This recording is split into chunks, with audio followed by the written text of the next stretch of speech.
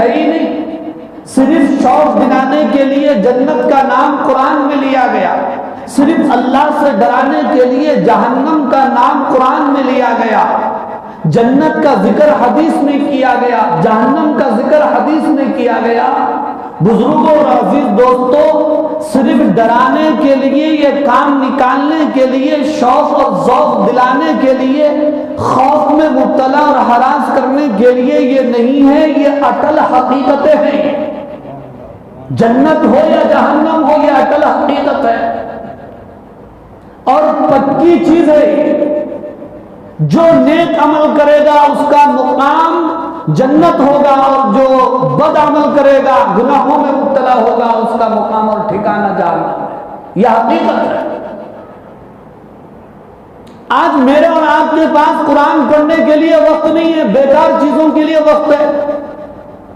Media میں ہم پڑے رہتے ہیں، واٹس ایپ پر، فیس بک پر، انسٹاگرام پر، پتہ نہیں کتنی چیزوں پر، اخبارات پر، تو ہمارا ایمان اور یقین تو اخبارات میں چلا گیا۔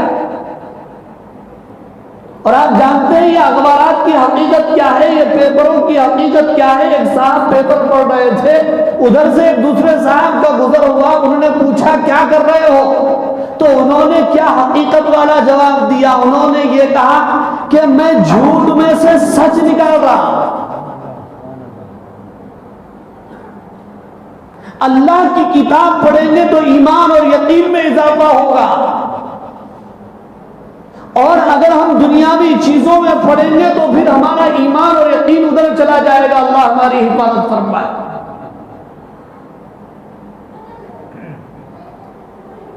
قرآن مجید کی کئی آیتوں میں، کئی سورتوں میں، کئی پاروں میں، کئی جگہوں میں اللہ نے جہاں جنت کا ذکر کیا، جنت کی نعمتوں کا ذکر فرمایا، وہیں پر جہنم کے عذابات کا بھی ذکر فرمایا۔ بزرگوں اور عزیز دوستوں، شیطان بڑا چالاک ہے، دھوکے باز ہے، خطرناک ہے، ہمارا ازلی اور ابدی دشمن ہے۔ وہ ہمیں یہ تو پٹی پڑھاتا ہے، اللہ غفور الرحیم ہے، جو چاہے وہ کرو، اللہ معاف کرنے والے ہیں، 70 ماؤں سے زیادہ محبت کرنے والے۔ جنت کا تذکرہ یاد دلاتا ہے، لیکن جب جہنم کی بات آتی ہے تو ہمیں غفلت میں مبتلا کر دیتا ہے، ہمارے دل و دماغ کو ادھر جانے ہی نہیں دیتا، غافل کر دیتا۔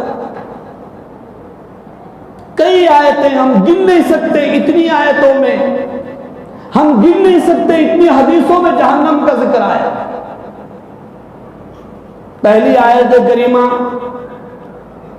اللہ تعالیٰ نے ارشاد فرمایا، یا ایھا الذین آمنوا قوا انفسکم واہلیکم نارا، اے ایمان والو تم اپنے آپ کو اور اپنے گھر والوں کو جہنم سے بچاؤ، وقودھا الناس والحجارہ، جس کا ایندھن لوگ ہیں اور پتھر ہیں، پتھر، یعنی جہنم کو جو سلگایا جائے گا وہ لوگوں کے ذریعے سے سلگایا جائے گا، وہ پتھروں کے ذریعے سے سلگایا جائے گا جو خاص قسم کے پتھر ہوتے ہیں۔ وقودھا الناس والحجارہ، اور آگے فرمایا علیہا ملائکۃ، جہنم پر نگران کار فرشتے مقرر ہیں۔ سورہ مدثر میں فرمایا گیا علیہا 19، جہنم پر 19 فرشتے ہیں۔ یہ آیت سن کر ایک کافر کہنے لگا 19 فرشتے، میں ایک بازو میں سوار لوں گا، ایک ہاتھ میں اڑا کے پھینک دوں گا۔ لیکن اس نادان کو اس بات کا پتہ نہیں ہے کہ ایک فرشتہ اس میں کتنی قوت اور طاقت ہوتی ہے۔ مفسرین نے لکھا ہے کہ جہنم کا ایک فرشتہ اس میں اللہ نے دنیا کے تمام انسانوں اور دنیا کے تمام جناتوں کی طاقت ہے۔ میں اپنی طرف سے نہیں پھینک رہا ہوں۔ حدیث میں اللہ کے نبی نے بیان فرمایا کہ جہنم کا ایک فرشتہ پورے انسانوں کے لیے، پورے جنتوں کے لیے کافی ہے۔ جہنم کا جو مین فرشتہ ہے، نگران کار ہے، ذمہ دار ہے، اس کا نام کیا ہے؟ جیسا کہ جنت کے نگرانکار بڑے فرشتے اور بڑے افسر کا نام رضوان ہے، ویسے ہی جہنم کے بڑے فرشتے کا نام مالک ہے، اور اس فرشتے کا چہرہ اتنا بھیانک، اتنا بدشکل بدصورت ہوگا، خالی چہروں کو دیکھ کر جہنمی کے اوسان خطا ہو جائے، بول و براز پیشان پیخانہ خارج ہو جائے گا۔ جہنم کے اس مالک فرشتوں کو دیکھنے کی طاقت نہیں رکھے گا جہنم، اتنی طاقت اور اتنا بھیانک وہ فرشتہ ہے۔ جہنمی بھوک اور پیاس سے جب ان کے لیے ناقابل برداشت ہو جائے گا، سب سے پہلے مالک کو آواز دیں گے، یا مالک، اے مالک، آپ اپنے رب سے کہہ دیجئے کہ ہمیں موت دے دے، ہمیں مار دے، جان سے مار دے۔ وہ سننے کے لیے تیار نہیں ہو، کئی سو سال کے بعد کہے گا، بھئی تم نے جو دنیا میں کیا تھا وہی سزا تمہیں دی جا رہی ہے۔ بعد میں اللہ کے سامنے جہنمیوں کی درخواست پیش کی جائے گی، اللہ بھی 1000 سال کے بعد جواب دیں گے، کیا ہے؟ کہیں گے اللہ ہمیں معاف فرما دیجئے۔ اللہ جواب میں فرمائیں گے، دنیا میں تم مجھ کو بھول گئے تھے، آج آخرت میں تم کو بھول گیا۔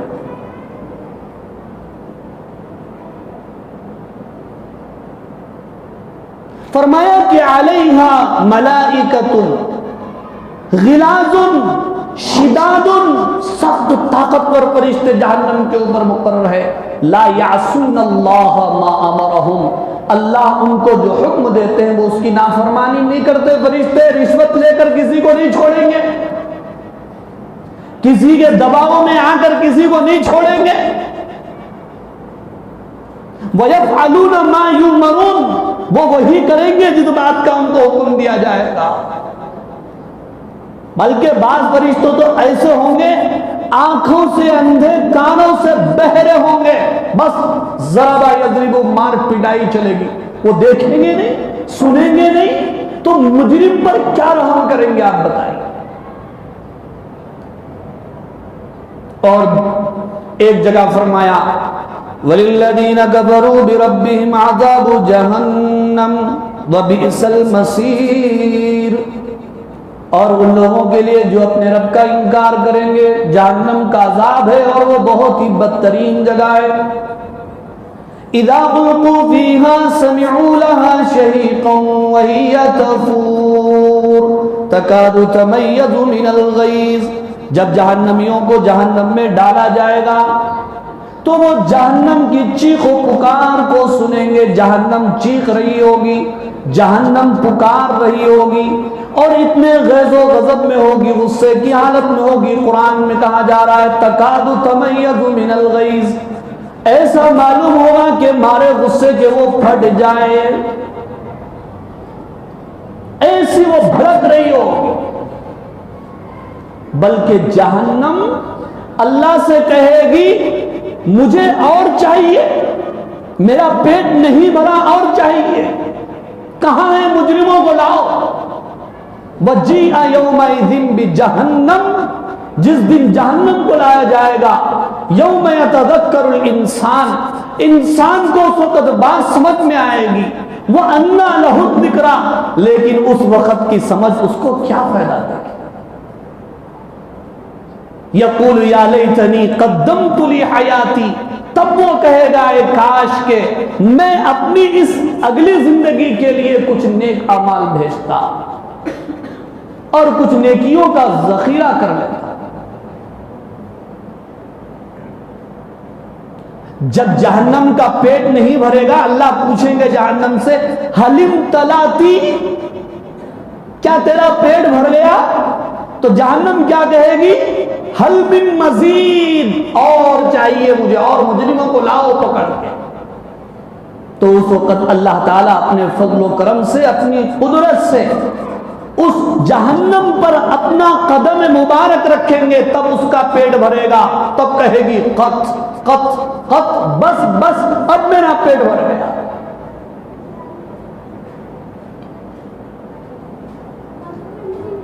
تکاد تمیز من الغیظ کلما القی فیہا فوج سألہم خزنتها الم یأتکم نذیر۔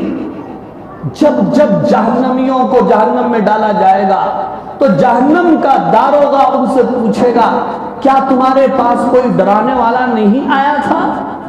قالوا بلا قد جاءنا نذیر، تو وہ کہیں گے کیوں نہیں، ہمارے پاس ڈرانے والے آئے تھے، بتانے والے آئے تھے، سمجھانے والے آئے تھے، منانے والے آئے تھے، پھوڑیوں کو ہاتھ لگانے والے آئے تھے۔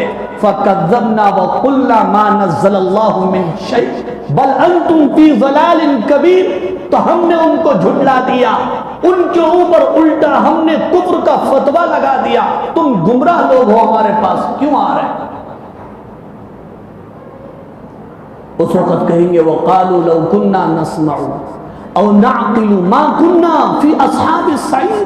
اے کاش کہ ہم ان سمجھانے والوں کی بات سن لیتے اور ہم ان سمجھانے والوں کی بات کو ہم سمجھ لیتے تو آج ہم جہنمیوں میں سے نہیں ہوتے۔ فَاعْتَرَفُوا، قرآن کہتا ہے وہ اپنے گناہوں کا اعتراف کر لیں گے، فَسُحْقًا لِأَصْحَابِ السَّعِيرِ، لیکن اللہ کی طرف سے ان کے اوپر پھٹکار ہوگی، لعنت ہوگی۔ اب تم گناہوں کا اعتراف کر رہے ہو، تمہارے اوپر لعنت ہے۔ جہنم کی آگ جسے سعیر کہا گیا، جسے جحیم کہا گیا، کتنی خطرناک وہ آگ ہے۔ حدیث میں آتا ہے، آپ صلی اللہ علیہ وسلم نے بیان فرمایا کہ تمہاری دنیا کی یہ آگ جسے تم استعمال کر رہے ہو، جہنم کی آگ کا 70واں حصہ ہے۔ 70واں حصہ، اتنی خطرناک آگ، ہم اسے برداشت نہیں کر سکتے، معمولی حرارت و گرمی ہم سے برداشت نہیں ہوتی، جہنم کی اس آگ کو میں اور آپ کیسے برداشت کر سکتے؟ اتنی خطرناک آگ ہوگی۔ حدیث میں آتا ہے کہ اگر کسی جہنمی کو اللہ تعالی جہنم سے نکال کر دنیا کی آگ پر لٹا دیں گے تو وہ بڑے مزے سے، عیش و آرام سے نیند میں کھو جائے گا، سو جائے گا۔ حدیث میں آتا ہے، آپ صلی اللہ علیہ وسلم نے بیان فرمایا، اللہ تعالیٰ نے جہنم کی آگ کو 1000 سال دہکایا، جلایا، تو شروع میں وہ آگ لال ہوئی، پھر اس کے بعد اللہ تعالیٰ نے 1000 سال مرتبہ جلایا اور دہکایا، تب جا کر کے وہ آگ وائٹ ہوئی، سفید ہوئی، پھر 1000 سال اللہ تبارک و تعالیٰ نے اس آگ کو جلایا اور دہکایا، تو اس کے بعد وہ جا کر کے وہ آگ کالی ہوئی۔ جہنم کی آگ اب لال نہیں ہے جس سے روشنی پیدا ہو جائے، جس سے اندھیرا دور ہو جائے، جس سے تاریکی ختم ہو جائے، وہ آگ تو کالی آگ ہے۔ جہنم میں چاروں طرف اندھیرا ہی اندھیرا ہے، تاریکی ہی تاریکی ہے، روشنی نام کی وہاں پر کوئی چیز نہیں ہوگی۔ اس کی شدت کا اندازہ اس سے لگا سکتے ہیں، مسلم شریف کی روایت ہے غالباً، جہنم میں سب سے ہلکی سزا جسے دی جائے گی وہ آپ صلی اللہ علیہ وسلم کے چچا ابو طالب ہیں، جنہوں نے ایمان اور اسلام تو قبول نہیں کیا تھا لیکن ہمارے نبی کا ساتھ دیا تھا، ہمارے نبی کی ہمت افزائی کی تھی اور تائید کی تھی، اس لیے سب سے ہلکی سزا ابو طالب کو دی جائے گی۔ لیکن ابو طالب یہ سمجھیں گے کہ جہنم میں سب سے زیادہ خطرناک اور سب سے زیادہ سزا مجھے ہی دی جا رہی ہے۔ وہ ہلکی سزا یہ ہوگی کہ ابو طالب کو جہنم میں آگ کے 2 جوتے پہنائے جائیں گے، جس کی وجہ سے ان کے سر میں بھیجا ایسا پک رہا ہوگا جیسے ہانڈی میں سالن پکتا ہے، جسے ہانڈی میں سالن پکتا، ایسی خطرناک آگ۔ اور وہ آگ، اس کے لیے ہوا نہیں، اس کے لیے روشنی نہیں، اس کے لیے کھڑکی نہیں، اس کے لیے کوئی روشن دان نہیں۔ سورۃ الہمزہ میں دیکھیے اللہ کیا فرماتے ہیں، نار اللہ الموقدہ التی تطلع علی الافئدہ انہا علیہم مؤصدہ فی عمد ممددہ، یہ اللہ کی سلگائی ہوئی آگ ہے جسے دنیا کا کوئی فائر انجن بجھا نہیں سکتا۔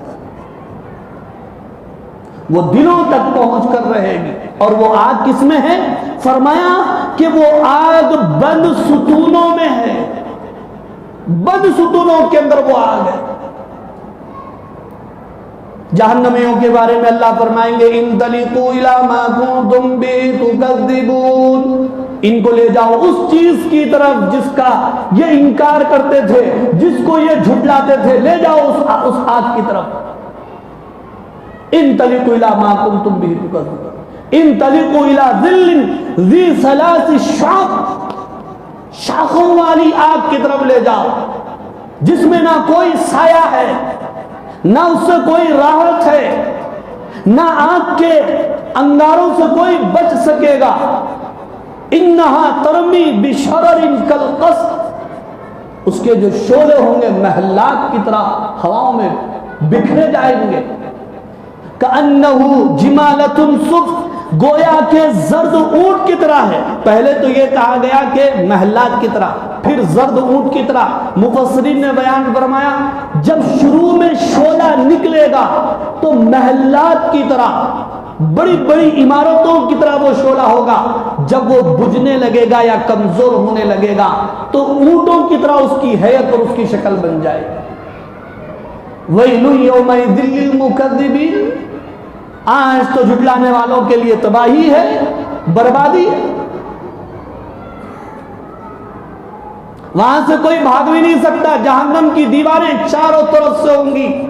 اس کی چوڑائی اتنی خطرناک ہے، ایک آدمی اگر 40 سال بھی چلے گا تو جہنم کے دیواروں کی چوڑائی ختم نہیں ہوگی. اللہ اللہ، وہاں کے عذابات، ایک کنکر، جہنم کا ایک کنکر، حدیث میں آتا ہے اگر اس کنکر کو آسمانوں پر ڈال دیا جائے 7 آسمانیں ٹوٹ جائیں گی، زمین کی تہ تک وہ پہنچ جائے گا، اتنا وزنی ہوگا. زنجیروں کے بارے میں حدیث میں آتا ہے کہ اس کا ایک کڑا اگر اللہ آسمان پر ڈال دے، آسمان ٹوٹ جائے، زمینیں اس کو برداشت نہ کر سکے. دنیا میں جتنے پہاڑ ہیں پورے پہاڑوں کو ایک جگہ کر کے اس کے اوپر اس کڑے کو رکھ دیا جائے، پورے پہاڑ ریزہ ریزہ ہو جائے، پورے پہاڑ ٹوٹ جائے، چکنا چور ہو جائے. اس کا ذکر اللہ تعالیٰ نے قرآن مجید میں زنجیروں کا ذکر فرمایا.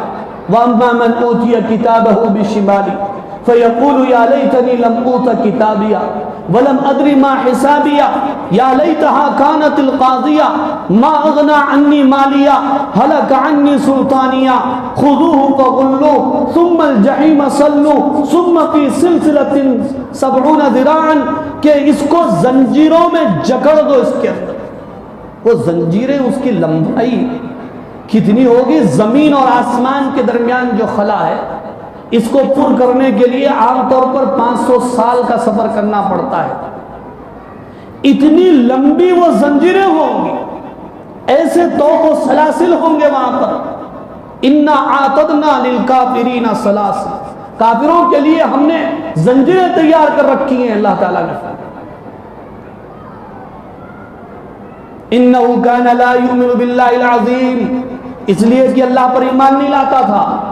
وَلَا يَحُضُّ عَلَىٰ طَعَامِ الْمِسْكِينِ، غریبوں کو کیا کھلاتا، اتنا بخیل تھا.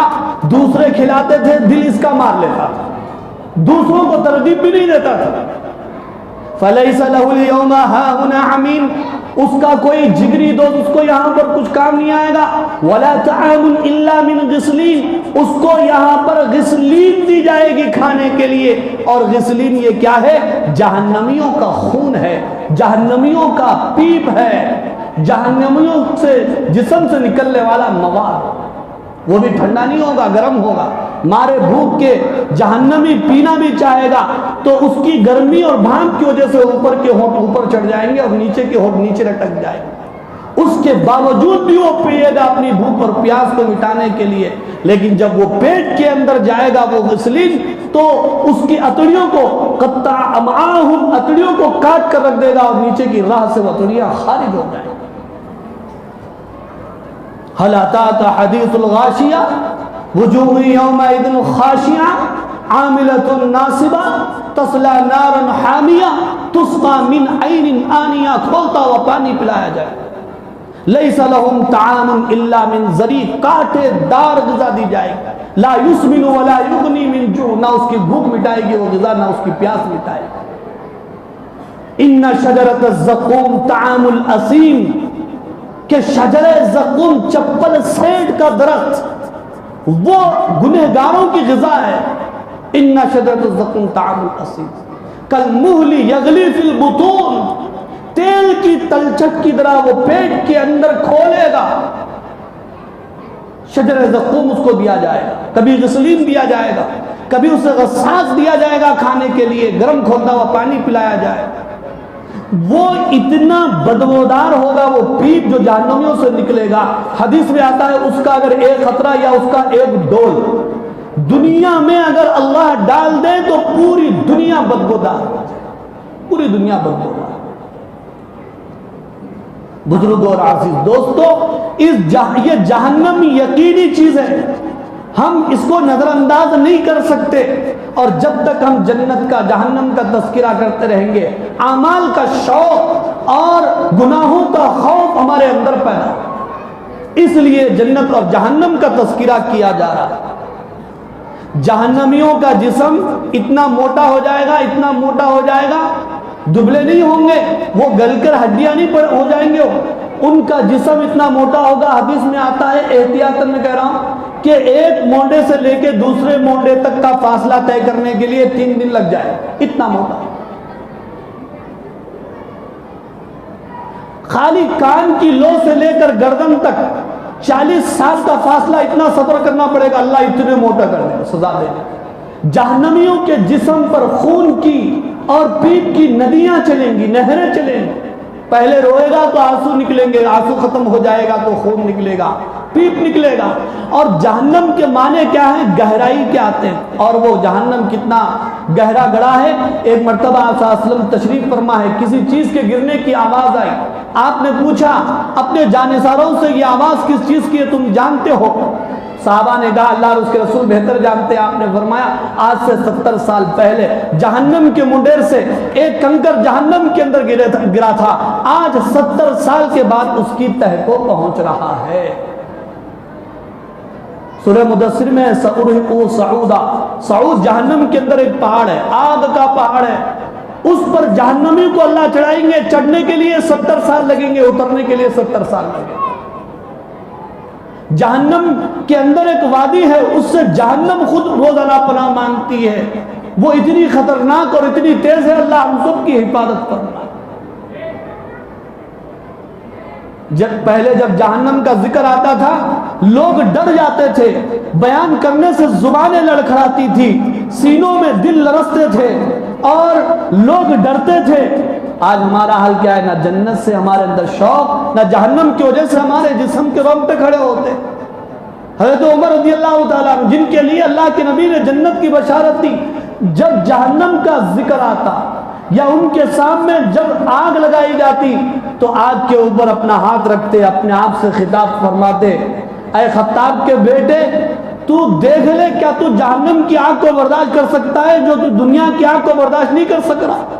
سعید بن جبیر رضی اللہ تعالیٰ عنہ کبھی ہنستے نہیں تھے. لوگوں نے پوچھا آپ کی مسکراہٹ کو کس چیز نے چھین لیا؟ کہنے لگے میں کیسے مسکرا سکتا ہوں، کیسے ہنس سکتا ہوں؟ جہنم دہکائی گئی، داروغہ وہاں پر کھڑے ہوئے ہیں اور گنہگاروں کا منتظر، کہ وہ منتظر ہے، میں کیسے ہنس سکتا ہوں؟ تو بزرگوں اور عزیز دوستوں، کہنے کا مقصد اور مطلب یہ ہے کہ یہ چیزیں اللہ نے حقیقت میں تیار کر رکھی. اسی لیے فرمایا یا ایھا الذین آمنوا قوا انفسکم واہلکم نارا، اے ایمان والو تم اپنے آپ کو اور اپنے گھر والوں کو جہنم کی آگ سے بچاؤ. اور مسلم شریف کی ایک حدیث میں آپ صلی اللہ علیہ وسلم نے بیان فرمایا والذی نفس محمد بیدی، قسم ہے اس ذات کی جس کے قبضے میں محمد کی جان ہے، لو رأیتم ما رأیتم، جس چیز کو میں نے دیکھا اگر تم دیکھ لیتے، لَضَحِكْتُمْ قَلِيلًا، تو تم ہنستے کم، وَبَكَيْتُمْ كَثِيرًا، روتے زیادہ. قالوا، صحابہ نے کہا وَمَا رَأَيْتَ یا رسول اللہ، اے اللہ کے رسول آپ نے کیا دیکھا؟ قال، آپ نے فرمایا رَأَيْتُ الْجَنَّ وَالنَّارِ، میں نے جنت اور جہنم کو دیکھا. تو بزرگوں اور عزیز دوستو دعا فرمائیے اللہ تعالیٰ سے، اللہ تعالیٰ ہمیں گناہوں سے محفوظ فرمائے، اپنی اطاعت و فرما برداری کے لیے قبول و منظور فرمائے، اللہ تعالیٰ ہمیں کامل ایمان و یقین تقوی و طہارت صحت و عافیت کی دولت سے مالا مال فرمائے۔